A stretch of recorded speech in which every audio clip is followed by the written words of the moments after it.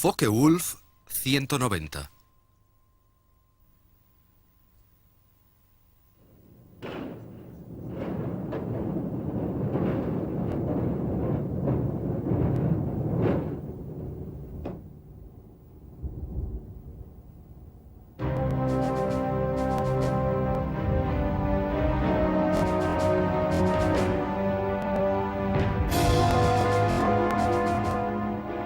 Justo en las afueras de Phoenix, Arizona, se encuentra el Museo Champlain de aviones de caza, que cuenta con una magnífica colección de aviones históricos.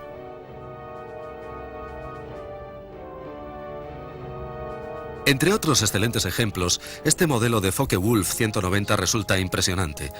Es un inmaculado ejemplar de uno de los más grandes aviones de la Segunda Guerra Mundial. Reverenciado por los pilotos de ambos lados, el FW-190 en sus múltiples versiones prestó servicio en todos los frentes donde luchó la Luftwaffe desde 1941 en adelante. Algo destacable del 190 es que, a pesar de su éxito, en principio fue un avión que nadie quería, siendo visto como una especie de póliza de seguro que nunca debería ser utilizada.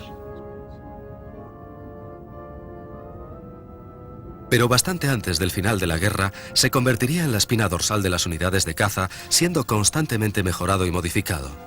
Adolf Galland, general del arma de caza de la Luftwaffe, recomendó cancelar la producción de los demás interceptores con motor de pistón para concentrarse en la fabricación del cazabombardero FW-190. Son necesarios grandes conocimientos en muchas áreas y disciplinas para desarrollar un aparato como el 190, y el resultado final es debido al esfuerzo de un equipo de trabajo. Pero si a alguien puede atribuírsele el éxito de este modelo y el esfuerzo para que fuera adoptado por la Luftwaffe, ese alguien fue Kurt Tank. Tank ya había diseñado aviones para la Focke-Wulf cuando esta compañía había intentado infructuosamente competir contra el mítico Messerschmitt Bf-109. Ciertamente, a finales de los años 30, el Bf-109 era visto como invencible y no parecía necesitar ningún sustituto en los años que vendrían. Ágil, aerodinámico y muy efectivo, el 109 era un compendio de las más avanzadas tecnologías de la época, mientras que el diseño menos competitivo de Tank todavía tenía el ala alta tipo parasol, un concepto que parecía pertenecer a la década anterior. En 1937, un gran número de Bf-109 empezaron a ser producidos para la Luftwaffe de Hitler. Después del fracaso de su primer caza, Tank se concentró en otros desarrollos. Siendo como era un líder nato, inspiró a otros diseñadores y al principio de 1936 había conseguido reunir a un grupo de talentos que producirían uno de los más avanzados aviones de línea de esa época, el FW-200 Cóndor, un diseño que no hubiera desentonado entre los aviones comerciales de la posguerra. Mientras tanto, las necesidades de la guerra hicieron que el FW-200 entrara en servicio como avión de reconocimiento marítimo de largo alcance, patrullando sobre el Atlántico en conjunción con las manadas de submarinos U-Boot. Su único punto flaco fue la debilidad de su tren de aterrizaje.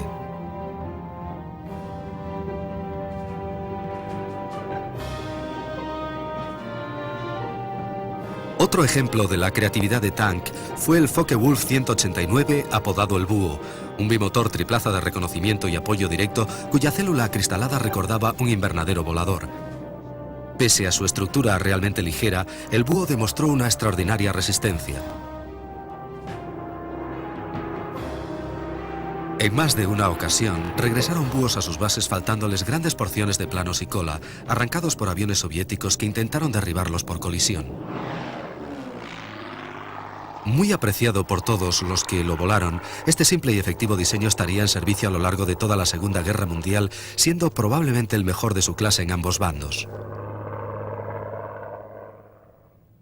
En 1937, la guerra todavía parecía lejos y Alemania empezaba a descubrir su recién conseguida prosperidad. El Tercer Reich había traído orden y un renovado sentido de orgullo nacional a una nación que había sufrido las durísimas condiciones de los leoninos tratados posteriores a la Primera Guerra Mundial, a la que siguió una tremenda depresión económica. Pero ahora tenían una motivación y unos planes concretos. Planes de una nueva Alemania con unas fronteras mucho más amplias y planes para una nueva Luftwaffe. Gran parte del éxito del Messerschmitt Bf 109 fue debido a su motor Daimler-Benz Serie 600, una brillante muestra de ingeniería. Tenía una configuración de 12 cilindros en V invertida dispuestos en 2 líneas. Este diseño seguía las tendencias de la época, que consideraban que un motor largo y estrecho ofrecía una silueta más aerodinámica que permitiría al avión ser más rápido. La serie 600 fue utilizada también en el caza bimotor Messerschmitt Bf 110, ofreciendo las mismas ventajas de baja resistencia al avance que permitía ganar velocidad, ya que el diseño de un caza es una continua lucha por obtener mayor velocidad.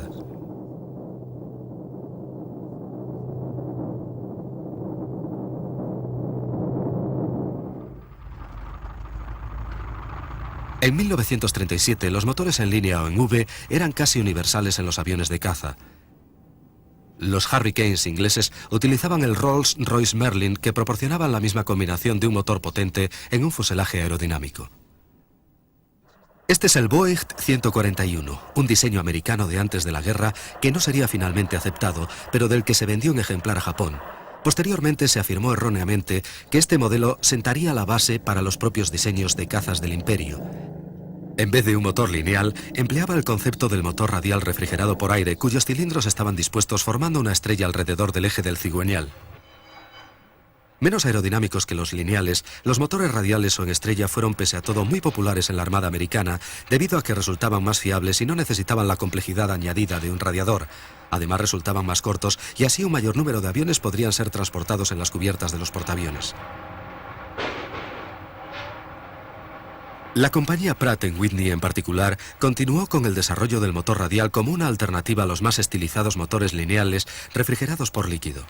Pero aparte de la US Navy, su principal empleo fue en aviones comerciales o en bombarderos, donde la velocidad no resultaba tan crítica.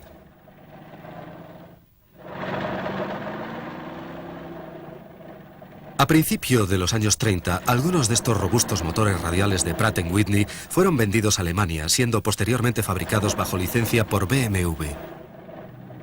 A pesar del éxito del Messerschmitt Bf 109, seguía habiendo quienes en la Luftwaffe insistían en la necesidad de un segundo modelo de caza. Daimler-Benz sencillamente ya no podía producir más motores y por esta razón se aceptó un diseño de Focke-Wulf como respaldo, ya que utilizaba un motor radial de BMW del que existía una menor demanda.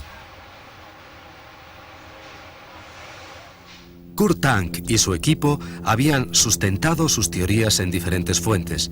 Primeramente se fijaron en el avión de carreras H-1 diseñado por Howard Hughes, que utilizaba un motor radial, con lo que carecía de una silueta afilada, pero la potencia desarrollada por la planta motriz, junto con otros refinamientos aerodinámicos, dio como resultado uno de los aviones más veloces de su época.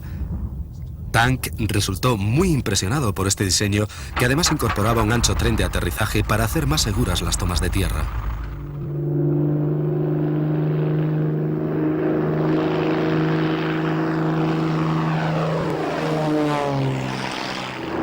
Hughes voló personalmente el H-1, pulverizando muchos récords de velocidad, demostrando que había situaciones en que unos cuantos caballos de potencia extra podían compensar la falta de aerodinámica. Otra exitosa aplicación del motor radial que seguramente Tank debió haber conocido fueron los primeros desarrollos del A-6M japonés, el famoso Zero producido para la Marina Imperial. Este diseño era todavía un secreto en 1937. Usaba un largo carenado del motor de apariencia muy americana que penalizaba relativamente su aerodinámica, pero su velocidad y su legendaria maniobrabilidad eran debidas a su muy ligero peso.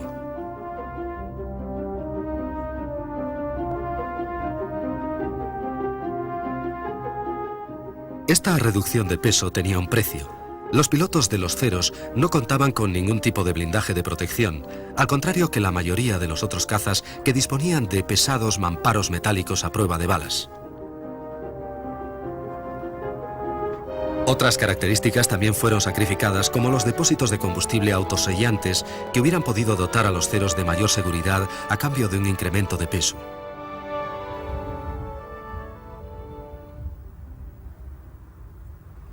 Estas carencias no suponían un desprecio hacia sus pilotos, más bien era una fórmula más pragmática para dotar a los Zeros de gran velocidad y tremenda agilidad.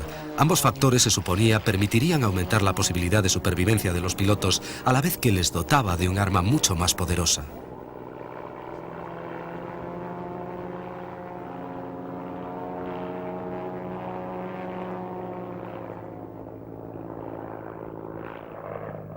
La fórmula del cero fue un éxito y demostró que con un poco de imaginación era posible emplear motores radiales y además obtener altas velocidades. La cuestión era cómo realizar esto en un avión completamente metálico y respetando las medidas de seguridad modernas.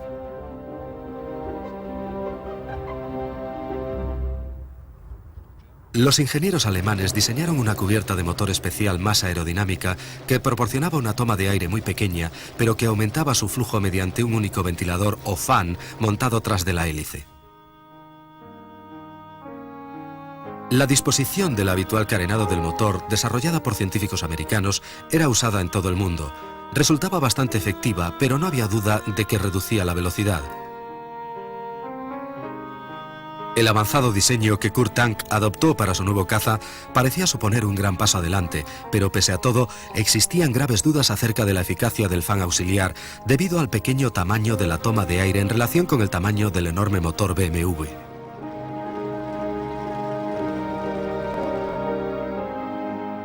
De lo que no hay duda es que el avión que colocó Kurt Tank tras el motor resultó ser extremadamente aerodinámico, resistente y a la vez de construcción sencilla. El Focke-Wulf FW-190 era una obra maestra del diseño. A principio de 1939 las plantillas y herramientas para el montaje del 190 estaban ya preparadas, pero desde el principio el plan no era simplemente fabricar un avión apto para la producción en masa, sino que ésta debía estar muy repartida entre muchos subcontratistas, de los que cada uno realizaría solo componentes específicos, pero en grandes cantidades. Incluso en 1939, bastante antes de que Alemania sufriera los efectos de los grandes raids de bombardeo aliado, el alto mando alemán había previsto las ventajas de una producción en serie a través de un sistema descentralizado de pequeñas fábricas de suministros que podrían seguir entregando sus aviones, mientras que resultarían un blanco muy escurridizo para los enemigos del Reich. Antes del final de la guerra, los componentes del FW-190 eran producidos en no menos de 24 puntos diferentes. El modelo no era especialmente ligero. Su peso máximo al despegue resultó ser de casi 5.000 kilos frente a los aproximadamente 4.000 del Messerschmitt. Pero este peso extra supuso un avión más duro y resistente, lo que permitió al FW-190 sobrevivir en las condiciones de combate más extremas.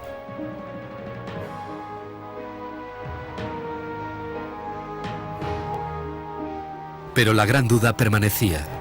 ¿Podría la mayor potencia del motor radial de 18 cilindros BMW 193 compensar el peso extra y la mayor resistencia aerodinámica del diseño del Focke-Wulf frente al más ligero y esbelto Bf 109? Dado que la totalidad de la producción disponible de motores en línea para aviones de combate había sido asignada a la compañía Messerschmitt, Kurt Tank no tuvo otra opción que diseñar su producto basándose en la menos popular tecnología de los motores en estrella. Cuando el prototipo estuvo casi acabado, muy pocos imaginaban que sería el primero de una larga serie de casi 20.000 FW-190. Otra diferencia con el Messerschmitt era que en el Bf-109 las alas eran dos piezas separadas que se unían al fuselaje mediante un solo larguero. Por contra, el avión de Kurt Tank empleaba alas mucho más robustas que eran unidas entre sí mediante pasadores, formando una sola pieza antes de que el fuselaje se atornillara encima de ellas. Además, las uniones eran carenadas mediante unas placas aerodinámicas que aumentaban la rigidez y la velocidad. Todo esto reflejaba la filosofía de Kurt Tank de diseños sencillos, pero mediante componentes resistentes, y a la vez maximizando el empleo de las más avanzadas tecnologías disponibles, como el uso de la potencia eléctrica para accionar algunas superficies de control, como los flaps y el accionamiento del tren de aterrizaje. También existía un ingenioso mecanismo de muelles que activaba la rueda de cola.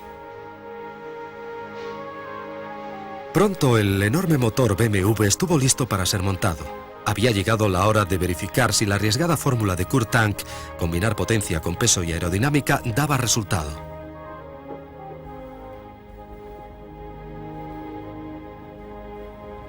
El 1 de junio de 1939, con el piloto de pruebas de Focke-Wulf Hans Sanders a los mandos, el primer 190, conocido como V1, carreteó por la pista del aeródromo de Bremen para poner a prueba aquella teoría.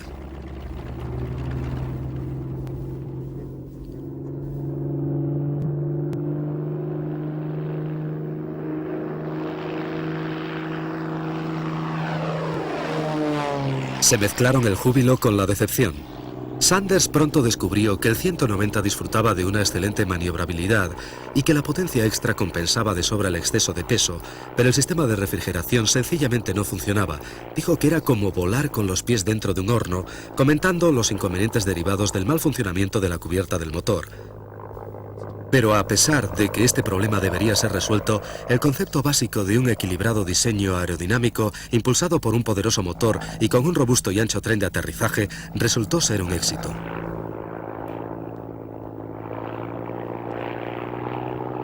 Como pasa con todos los prototipos, llevaría más tiempo perfeccionar la idea y más tiempo aún introducir todas las mejoras en la fase de producción. A mitad de 1939, la Wehrmacht necesitaba imperiosamente tiempo para perfeccionar su material militar, lo que produciría una de las mayores charadas de la historia, el pacto de no agresión entre Rusia y Alemania.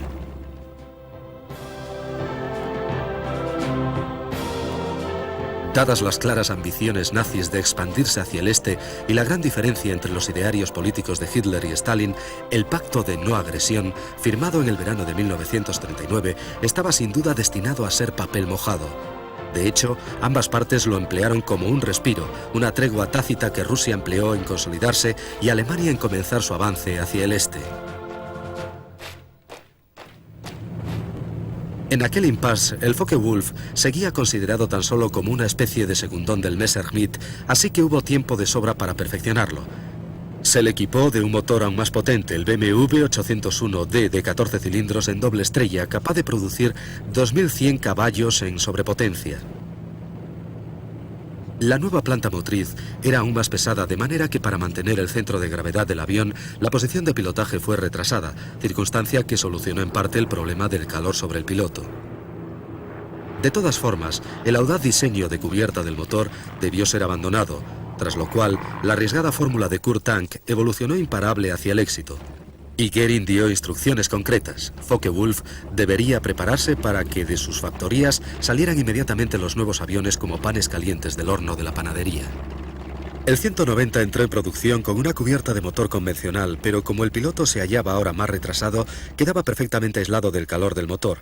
Pese a todo, se mantuvo el ventilador interno o fan de refrigeración del motor detrás de la hélice. El hecho era que el pequeño beneficio aerodinámico que la cubierta podría haber aportado fue fácilmente compensado con creces por el incremento de potencia que supuso el nuevo motor. El radial BMW 801 contribuyó enormemente al éxito de los primeros modelos del 190. Además proporcionaba al piloto un enorme escudo contra los ataques frontales y menos riesgos mecánicos, pues al ser refrigerado por aire no tenía las complejidades del sistema de radiadores. También tenía ventajas en accesibilidad.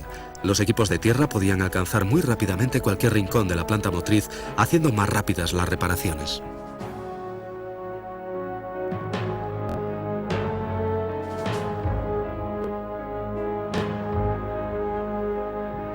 Existían otras ventajas sobre el Messerschmitt. El FW-190 tenía una cabina elevada que ofrecía al piloto una perfecta visibilidad en todas direcciones, ya que en una emergencia la cubierta transparente podía ser volada mediante unas cargas explosivas. La atención por el detalle introdujo otros refinamientos en el FW-190 como un indicador exterior del nivel de combustible y paneles de recubrimiento avisagrados para que los equipos de tierra pudieran tener un acceso más fácil y rápido a los cables y poleas de mando.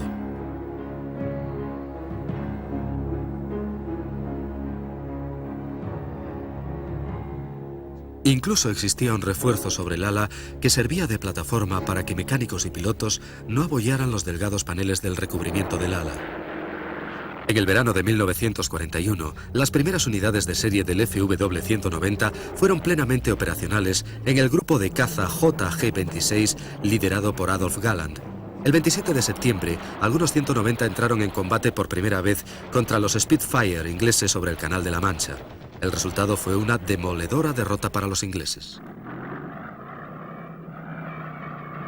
Otra grave amenaza para la RAF, que además veía como Messerschmitt había continuado mejorando el Bf-109 con los modelos F y G.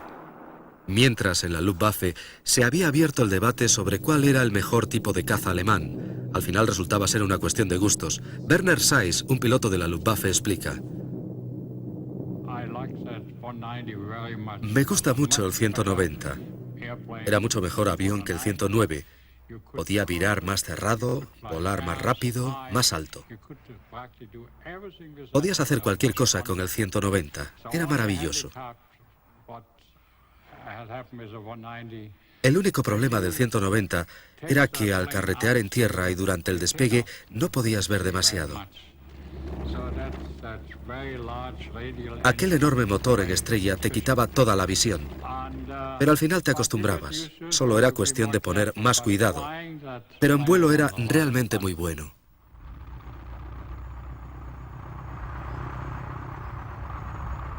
Pero no todos los pilotos de la Luftwaffe aceptaron el diseño de Focke-Wulf, incluso a pesar de que el Messerschmitt tenía un tren de aterrizaje muy estrecho, que hacía difícil su control, y una carlinga extremadamente pequeña. Todavía seguía siendo la primera opción de muchos pilotos, incluyendo al general Günther Rall. Yo diría que el 109 era como un estoque, mientras que el 190 era un sable. El 109 era rápido como un cohete, pero el 190 tenía un buen armamento. Tenía 4 tubos alrededor del motor, muy cerca de él, de manera que el récord de derribos en un solo día, como los 13 o 14 que consiguió Novotny, fueron con el 190.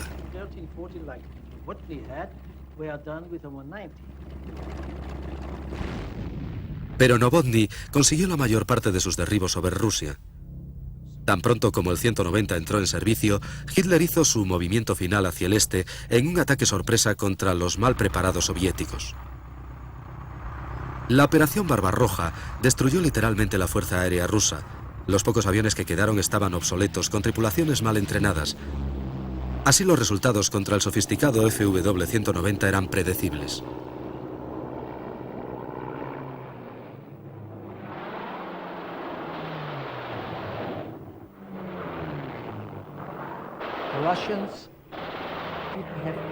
Los rusos no tenían ninguna experiencia. Los pilotos no tenían entrenamiento en tácticas de combate, volaban con equipos muy obsoletos, incluso de la Guerra Civil Española. El núcleo de sus cazas lo comprendían el I-16 Rata y el I-153, que era un biplano. El resultado fue que ellos sufrieron unas pérdidas tremendas.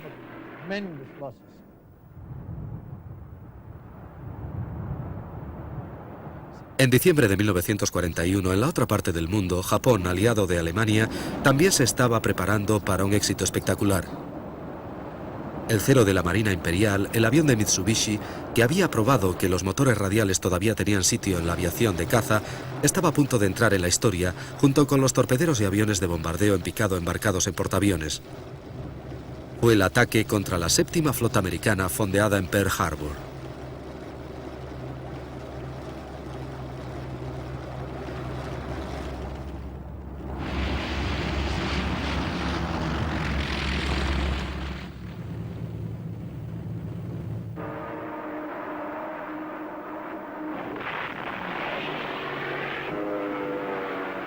Al no encontrarse los portaaviones en el puerto, el ataque resultó impresionante, pero no definitivo.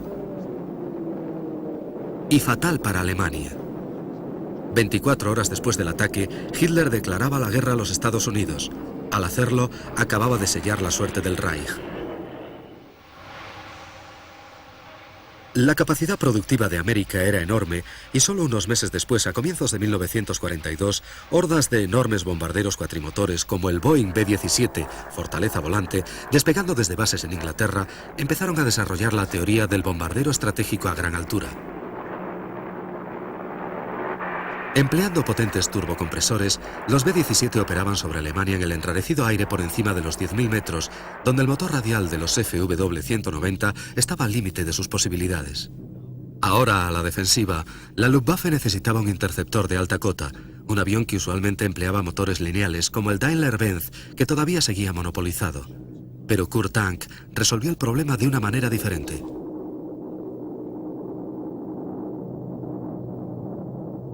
Este es el Junkers 88, un bombardero extremadamente versátil que empleó diferentes motores, entre los que se encontraba el Jumo 213. De silueta redonda, parecía un motor radial, pero se trataba de un V-12 con un radiador circular detrás de la hélice. Al contrario que el Daimler-Benz, el motor Jumo estaba plenamente disponible y en un arriesgado movimiento, Tank dispuso la integración de esta potente planta motriz en el 190.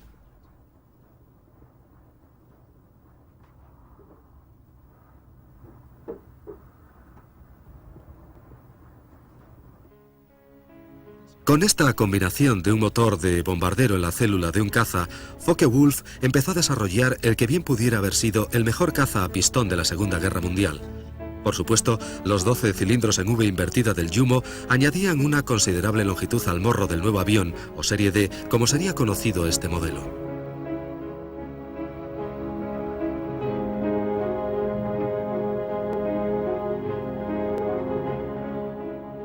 El incremento de potencia y la capacidad de volar a gran altura convertirían más tarde al FW-190 de morro largo en el más respetado de todos los cazas alemanes. Durante el desarrollo de la serie D, Focke-Wulf tuvo que afrontar los mismos problemas que surgieron en el prototipo original. Al poner mayor peso delante del ala, era necesario retocar la parte trasera para preservar el equilibrio y la posición del centro de gravedad. La solución de Tank fue simple. Sencillamente alargó 25 centímetros la parte trasera del fuselaje a base de paneles intermedios huecos.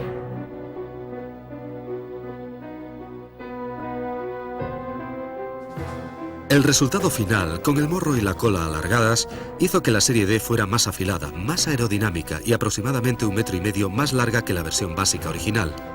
Pese a todo, existían paradojas como que la gran hélice de 3 palas muy anchas, diseñada para cortar el enrarecido aire a 10.000 metros de altitud, estuviera tallada en madera.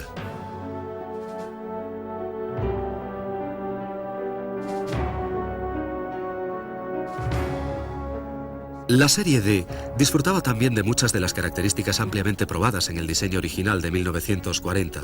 Las alas, cabina y el tren de aterrizaje eran los mismos que en la versión de morro corto con motor radial y que todavía seguía en producción. Ambos tipos empleaban el mismo sistema de control de vuelo extremadamente avanzado para su época.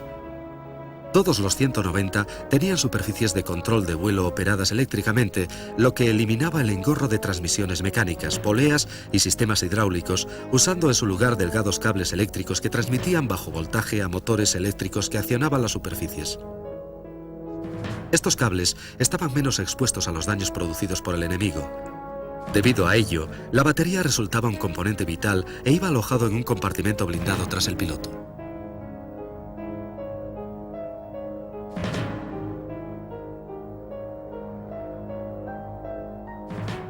Mientras la serie D estaba siendo desarrollada, ya existían planes para una versión todavía más avanzada, inclusive más estilizada y aerodinámica, y esta vez con alas más largas, el TA-152.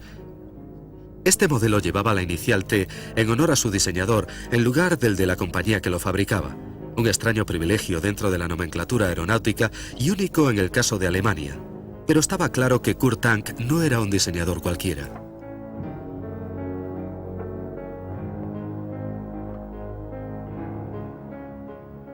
Tanto en la serie D como en el alargado TA-152, el concepto básico del FW-190 original fue siempre la base del éxito de los modelos posteriores.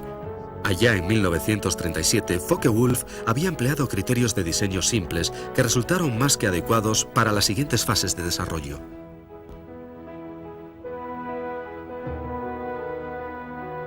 De cualquier modo, por muy buena que fuera la nueva generación de cazas de alta cota, llegaron demasiado tarde al conflicto.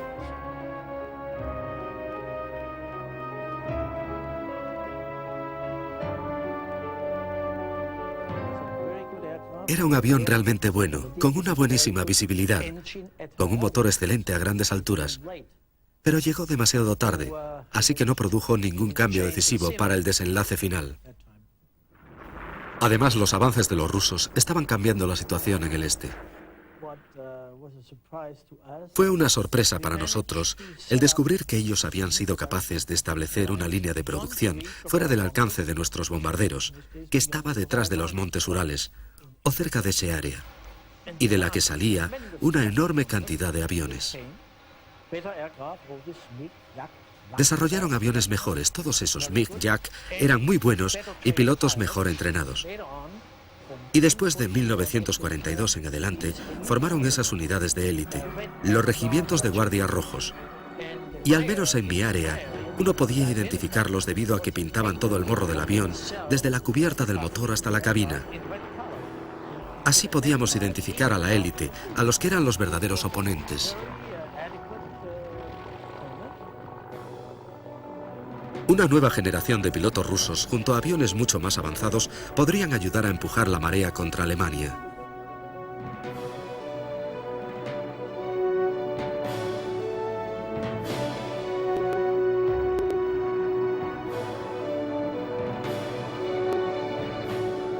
Pero todavía el 190 tenía que alcanzar el límite de su versatilidad.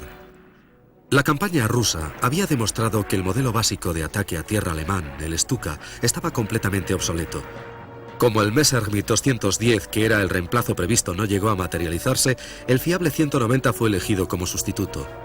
Aunque no hubiera sido específicamente diseñado para este cometido, era lo suficientemente flexible como para dejarse adaptar eficazmente.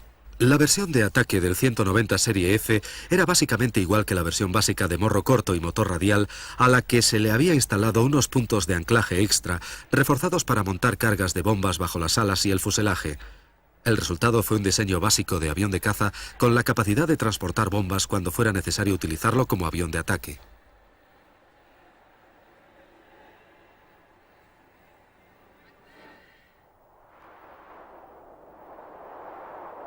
Pero la versatilidad no siempre es la clave. La guerra en el este continuaba y los pilotos alemanes tenían ya que competir contra aviones rusos muy especializados, como el Ilyushin IL-2 Stormovik, que se reveló como un verdadero problema para los cazas FW-190. El IL-2 era un avión condenadamente bueno, muy duro de derribar porque estaba pesadamente blindado tanto por debajo como por detrás. Además tenía un artillero que disparaba hacia atrás, con lo que hacía muy difícil el que apuntaras con precisión suficiente como para derribarlo. Y era corriente que muchos pilotos de FW-190 descargaran completamente toda su munición y a pesar de eso los IL-2 seguían volando. La incapacidad de los cazas alemanes para neutralizar aviones soviéticos como el Stormovik influyó ciertamente en las batallas de tanques del frente oriental. Estos duelos entre blindados fueron decisivos en la campaña rusa.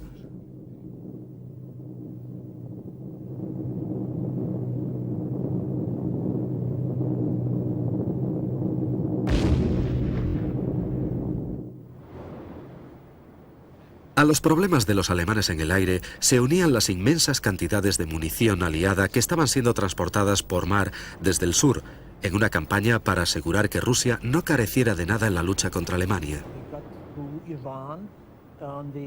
Ellos mandaron al Iván mediante el programa de préstamo y arriendo. Spitfires, P-39s, B-25s, bombarderos Boston, y en el sur había un alto porcentaje de estos aviones de origen angloamericano. Esta política de suministros a los rusos a partir de las cadenas de producción occidentales aseguró que la sitiada maquinaria bélica alemana estuviera constantemente bajo una gran presión de las fuerzas rojas por el este y de británicos y americanos por el sur y el oeste. Pese a todo, las tácticas variaban. Los soviéticos se concentraban principalmente en el combate por tierra y usaban sus aviones como apoyo al ejército, sobre todo mientras que los americanos eran partidarios de llevar la guerra a los cielos de Alemania mediante los bombarderos pesados de largo alcance.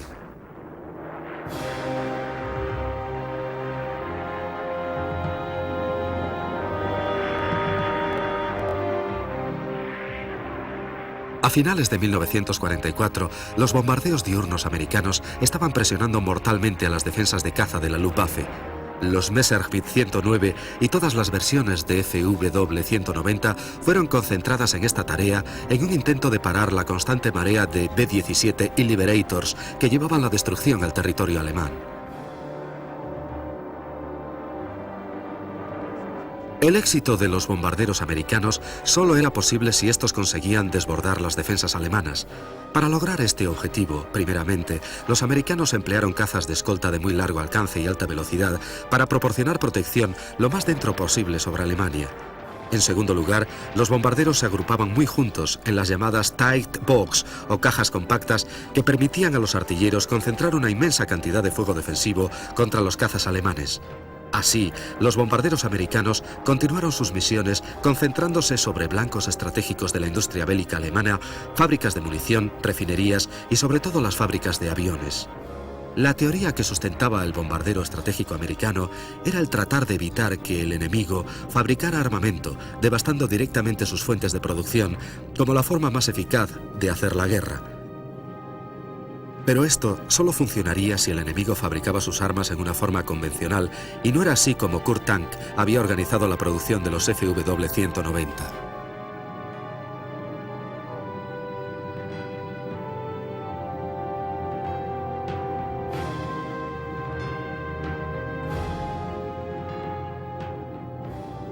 Los cientos de subcontratistas que se desperdigaban a lo largo de toda la nación consiguieron incrementar el suministro de componentes a pesar de los ataques de los bombarderos, de manera que el flujo de los nuevos FW-190 continuaba saliendo de las líneas de producción para desesperación de los estrategas americanos. El coronel de la inteligencia aérea Fred McIntosh nos explica.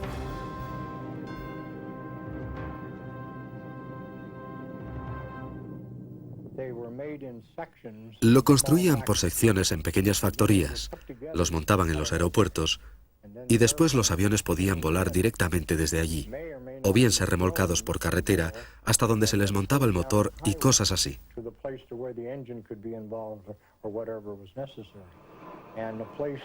De esta manera, cualquier fábrica familiar de muebles de calidad o talleres de maderas podían estar fabricando, por ejemplo, los conjuntos de cola de los aviones.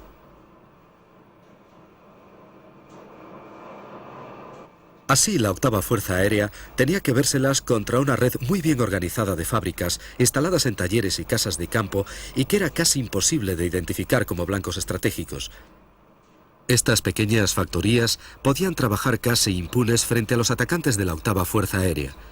El hecho de que esta organización fuera tan eficaz se debe a la idea original de Kurt Tank de subcontratar y diversificar los elementos de la producción del 190 lo más posible.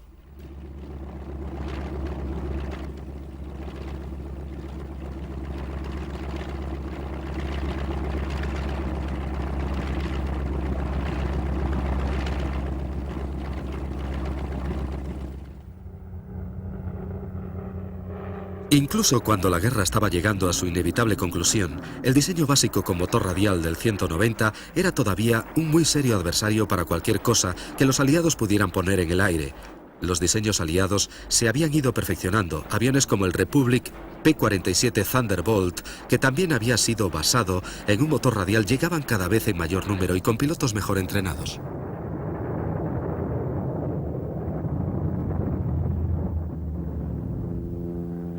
La carnicería era terrible en ambos lados y a menudo los B-17 volvían a casa con claras muestras de lo muy efectivos que resultaban los 190 en la defensa de su territorio.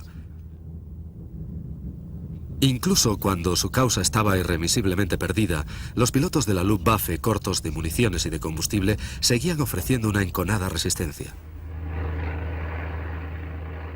Pero los raids de bombardeo continuaban las 24 horas mientras las defensas alemanas iban deshaciéndose lentamente. Al pueblo alemán solo le quedaban ruinas de un Reich que se suponía iba a durar 1000 años. A todo lo largo de los territorios recién ocupados, equipos de la inteligencia aérea americana se movían buscando ejemplos de la tecnología alemana antes de que los destruyeran las tropas en retirada. Era un trabajo arriesgado. Algunos aviones habían sido parcialmente destruidos por sus tripulaciones alemanas y otros tenían instaladas trampas explosivas. Otros sencillamente estaban abandonados como herramientas de una guerra que nunca ganarían. De esta manera, la inteligencia aliada obtuvo un buen número de FW-190 que fueron examinados y comparados con otros aviones aliados.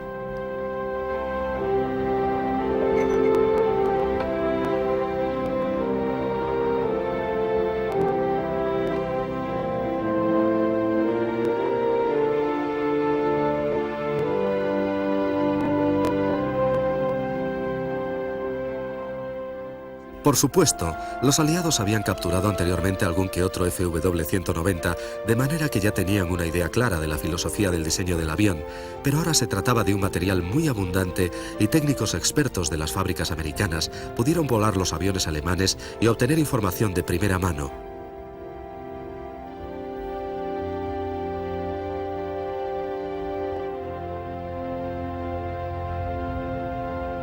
Hombres como el jefe de pilotos de prueba de la compañía Bell, Jack Bulliams. Le di unas instrucciones, le expliqué datos sobre la cabina de un Focke-Wulf que yo había examinado y volado previamente, y él despegó. Ahora estaba en manos de un competente piloto de pruebas americano, bien entrenado, ganador de varias carreras y de los trofeos Thompson en Cleveland. Después de que despegara, yo me volví a trabajar con la tripulación de tierra cuando pasó Jack Bulliams en el Focke-Wulf a unos 30 a 35 pies a ras de suelo. Se abrió sobre el aeródromo, tiró del avión y le hizo realizar unos cuantos toneles antes de alejarse mediante una increíble trepada en candela.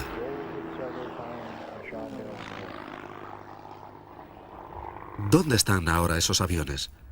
De unos 20.190 construidos, solamente unos pocos sobreviven actualmente. Aquí, en el Museo del Aire de Texas, en Harlingen, cerca de la frontera mexicana, existe uno de los pocos supervivientes 190 de morro corto.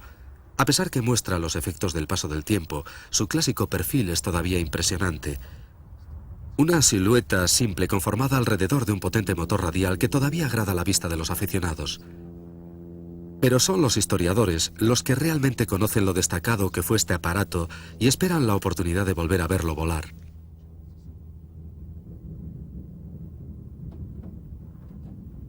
Tendrán que esperar algunos años antes de que este 190 tejano sea reconstruido de acuerdo a los niveles de calidad originales, pero mientras llega ese momento, las mismas y bellas proporciones se pueden ver a veces sobre los azules cielos de Texas.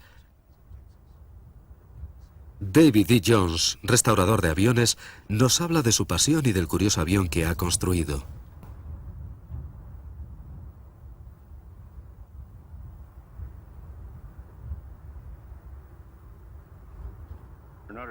Para poder construir este modelo, estudié meticulosamente el original y me quedé sorprendido de lo que descubrí, de lo bien construido que estaba y de algo que la mayoría de la gente desconoce, y es que este avión empleaba un sistema de potencia integrado en una única palanca de control. Yo sabía que en 1980 u 81, la Woodward Governor Company había construido un sistema de control muy parecido para la Beechcraft, así que les pregunté si podría utilizar uno de sus sistemas de control en este avión, y se quedaron muy sorprendidos cuando les conté que la Focke-Wulf había empleado un sistema de control idéntico en 1939.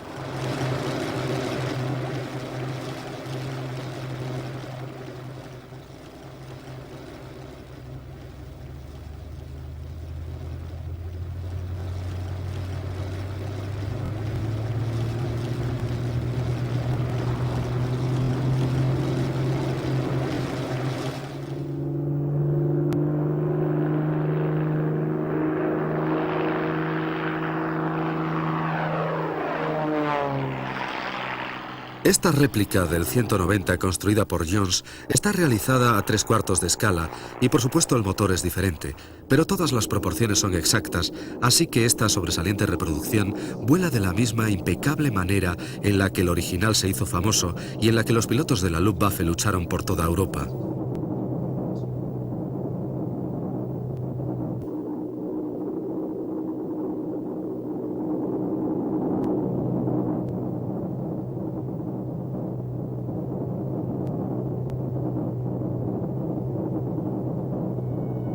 A lo largo de toda su carrera, Kurt Tank produjo muchos otros diseños como el bimotor TA-154, un caza fabricado completamente en madera para enfrentarse al mosquito inglés. Después de la guerra quedaban pocas oportunidades para él en su patria, así que emigró a la India, donde sentó los cimientos de la industria aeronáutica de ese país, introduciendo la tecnología de los motores a reacción. Continuó trabajando hasta su muerte.